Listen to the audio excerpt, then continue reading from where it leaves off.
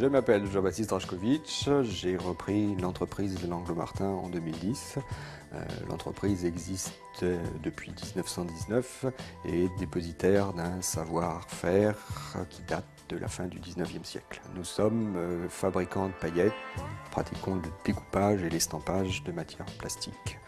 On a des outils en général carrés ou rectangulaires avec des poinçons de découpe qui vont pénétrer dans une matrice et la matière va s'intercaler entre les deux.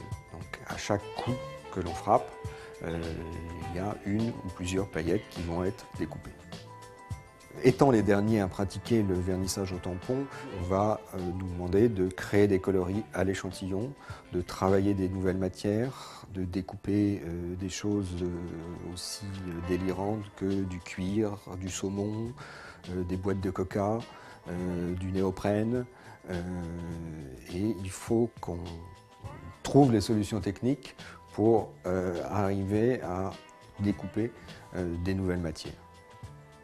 Il y a toujours eu des challenges et régulièrement la société est confrontée à des évolutions. Au début du siècle, les matières qui étaient travaillées étaient de la gélatine de porc.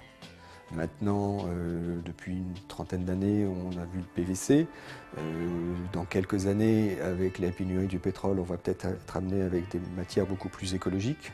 Nous allons être amenés de toute façon à continuer à évoluer en fonction des besoins de nos clients et des nécessités des matières ou des colorants qui eux aussi varient d'année en année.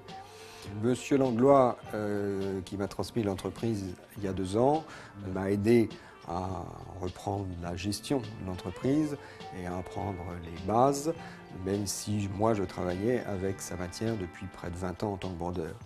Il m'a formé, ainsi que mon frère, pour donner à l'entreprise une tradition familiale, à la création des coloris, pour qu'il n'y ait pas de rupture dans ce savoir-faire de création de coloris.